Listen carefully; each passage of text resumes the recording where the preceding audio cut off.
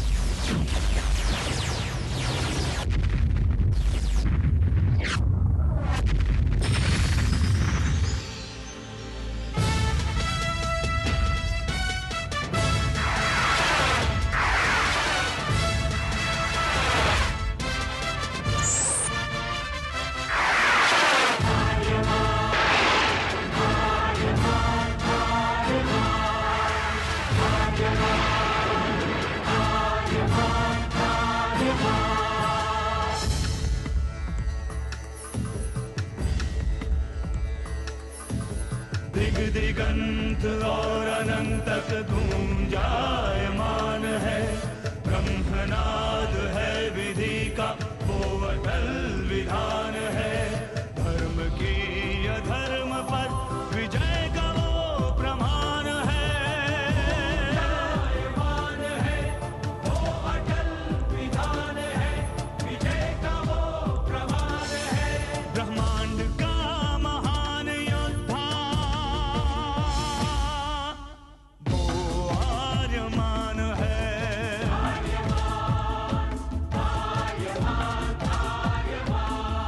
ब्रह्मांड का महान योद्धा वो आर्यमान है। आर्यमान है।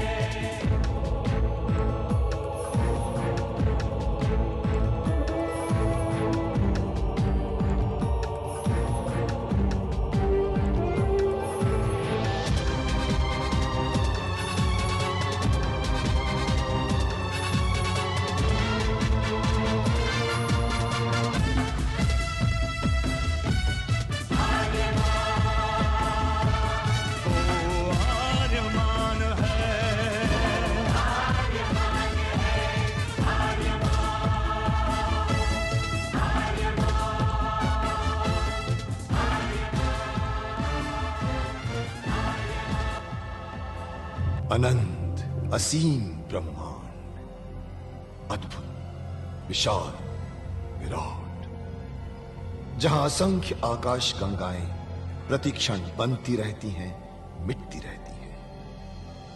हर आकाश गंगा में होते हैं अनगिनत तारे, अनेकों सूरज, और सूरज के साथ होता है अपना सौर मंडल, जिसमें रहते हैं अनेकों ग्रह। न जाने कितने सूरज चमके और बुझ गए, न जाने कितने तारे चमके और खो गए, न जाने कितने ग्रह, कितनी पृथ्वियां, कितनी सभ्यताएं बनी, बढ़ी और खो गई समय की इस अनंत धारा में। इन्हीं अनजानी परंतु अमर गाथाओं में से एक है महागाथा ब्रह्मांड के योद्धा आर्यमान की। बहुत समय पहले पृथ्वी से लाखों प्रकाश वर्ष दूर आर्याना आकाश गंगा में एक ग्रह था, थार।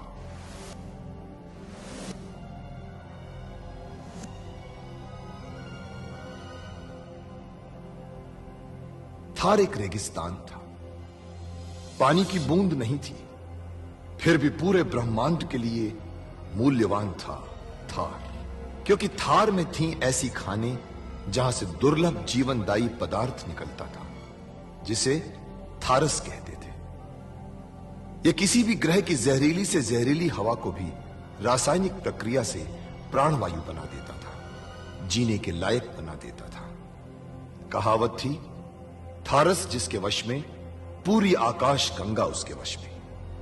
आर्याना आकाश गंगा की संरक्षक संस्था ओमियान के नियमों के अनुसार थारस को कोई भी व्यक्ति अपने वश में नहीं कर सकता था। यहां तक कि थार ग्रह का राजा जारांत भी नहीं। राजा होते हुए भी जारांत अपना राज्य गणतंत्र प्रणाली से चलाता था। खानों से निकलने वाले थारस का 25% भाग ही थार ग्रह के हिस्से में आता था। बाकी का हिस्सा ओसेक अंतरिक्ष संगठन में चला जाता था। ओसेक आरियाना आकाश गंगा के व्यापारियों का संगठन था और जिसका संचालन अंतरिक्ष में बनाए गए एक कृत्रिम ग्रह ओसेक से होता था। मगर ओसेक संगठन में कई व्यापारी ऐसे भी थे जो अति महत्वाकांक्षी थे, जो पूरे ब्रह्मांड में अपना आधिपत्य स्थापित करना चाहते थे। परंतु जब तक ओमियान था तब तक कोई कुछ नहीं कर सकता था।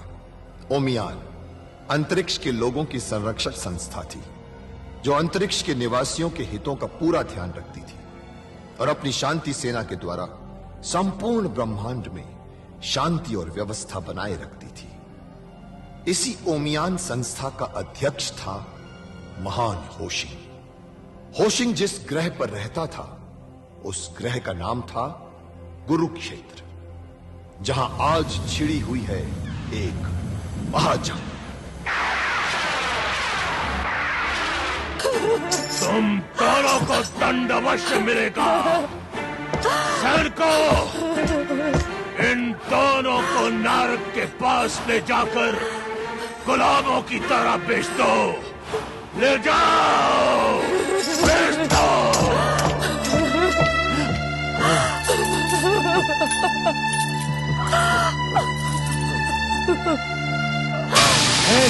उधर क्या कर रहे हो? चलो काम करो, जल्दी करो। तुम उधर क्या कर रहे हो? अरे उधर नहीं, इधर चलो।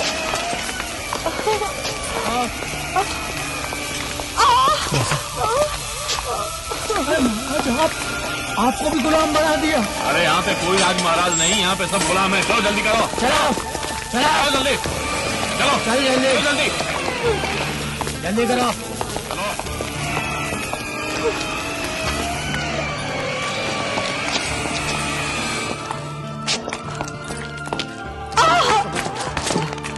चलो चलो जल्दी करो। चलो जल्दी, चलो चलो सारे अपने अपने काम करो। चलो काम करो, काम करो, जल्दी जल्दी काम करो। चलो चलो जल्दी करो। जल्दी चलो, चलो जल्दी चलो। अरे खड़े क्या हो, जल्दी करो। काम करो काम। तुम क्या कर रहे हो? जल्दी काम खत्म करो।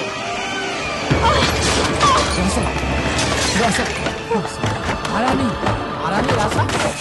किसको धक्का मारता है? जानता नहीं हमारी महारानी रासा है? यहाँ कोई रानी महारानी नहीं, यहाँ सब गुलाम है। यहाँ सिर्फ नरक का राज चलता है। जम्बो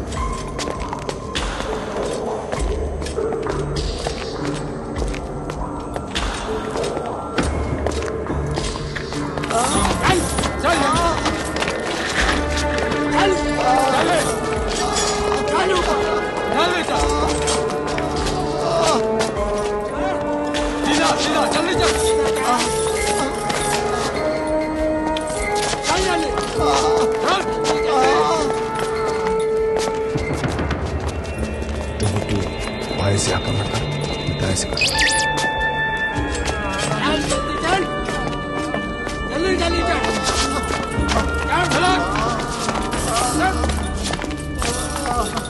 चल तू भी चल। चल चल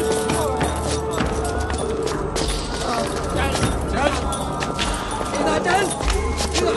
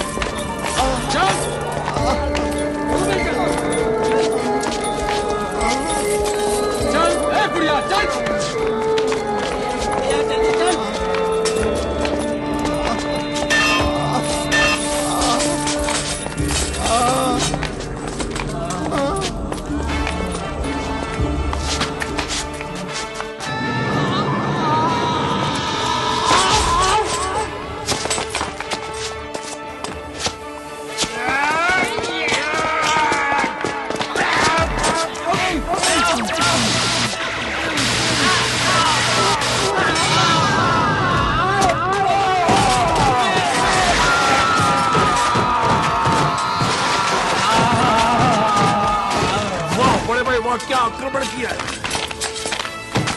आ गए सब सिपाही, चलो।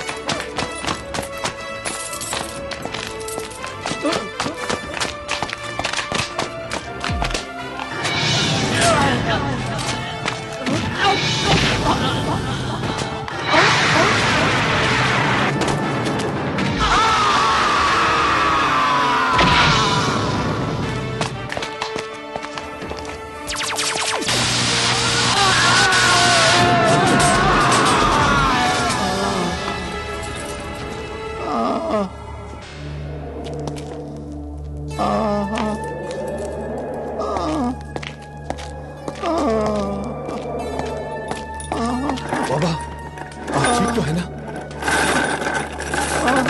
कौन है आप? मैं महाराज जारांत का सेवक हूँ। महाराज जारांत का सेवक? ये आप लोगों को कहाँ ले जा रहे थे?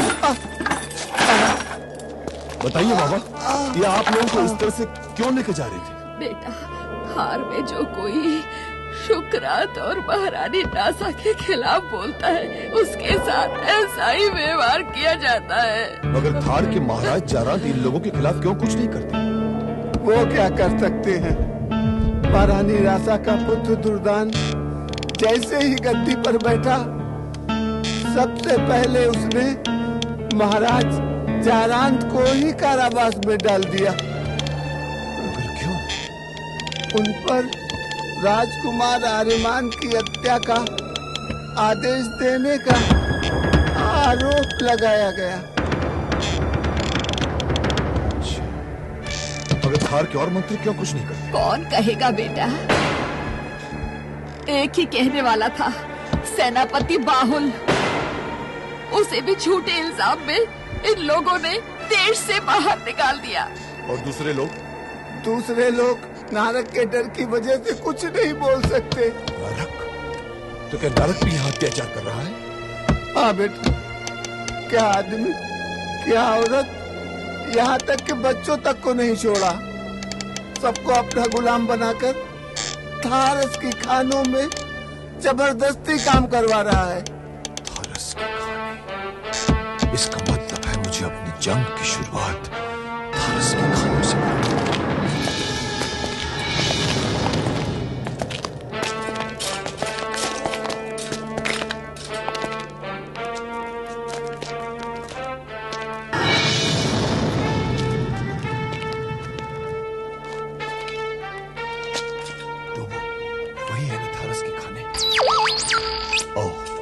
अंदर जाना होगा।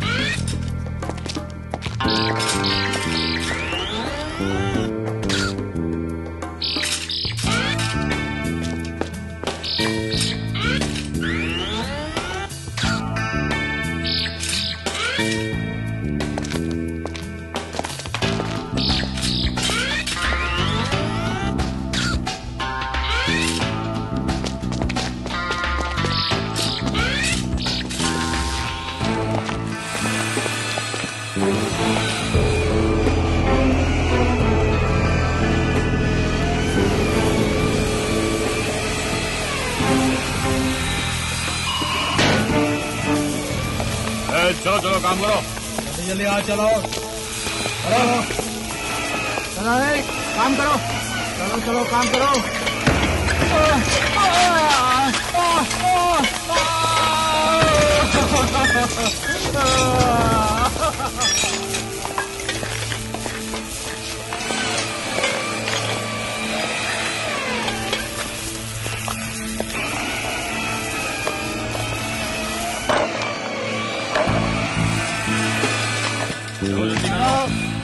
अरे क्या हो? जल्दी काम करो, काम करो, चलो जल्दी काम करो, चलो काम करते रहो, चलो चलो काम करो। क्या हो? जल्दी काम करो, जल्दी करो, चलो काम करो। इधर क्या देखता है, काम करो।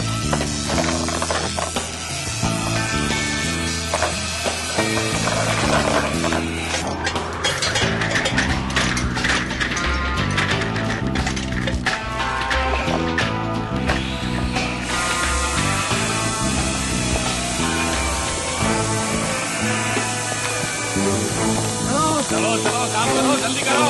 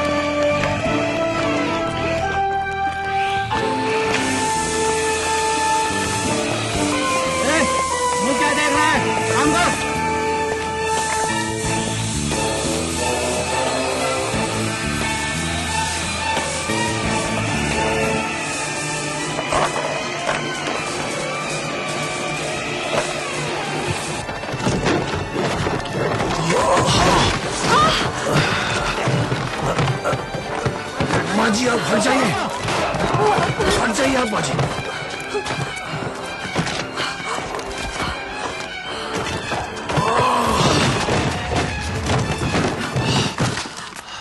माँ जी आपको कहीं चोट तो नहीं आई?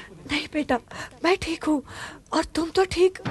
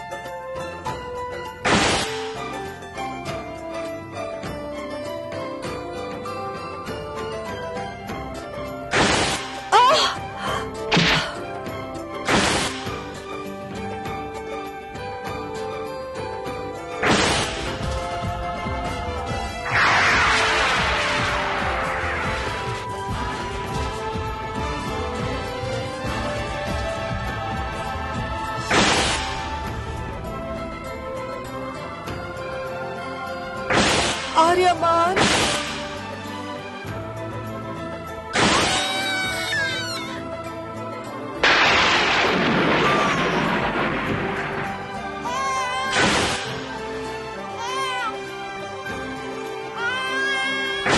कहाँ है मेरा आर्यमान?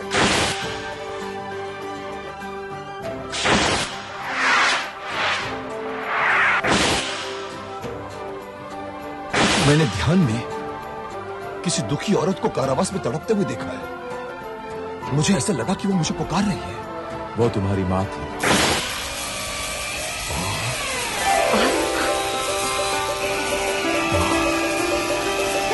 महाराज, मुझे पता ही नहीं था कि मेरा सपना इतना बड़ा हो गया।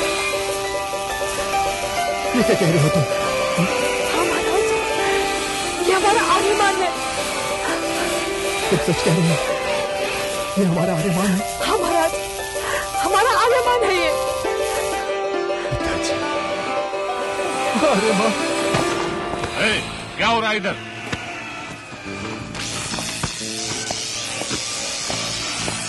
क्या तमाशा लगा रखा तुम लोगों ने? तमाशा नहीं जमादार साहब, एक बड़ी चट्टान ऊपर से गिर पड़ी। वो तो भला हो इस नौजवान का, नहीं तो ये बेचारी इसके नीचे दब कर मर जाती। अच्छा होता जो ये बुढ़िया मर जाती, वैसे भी ये किसी काम की नहीं है। चलो अपना काम करो। ऐसा नहीं कहते सैनिक, तुम भी तो किसी बूढ़ी माँ के बेटे हो। ठीक है चलो। तुम यहाँ क्या कर रहे हो? चलो चलो।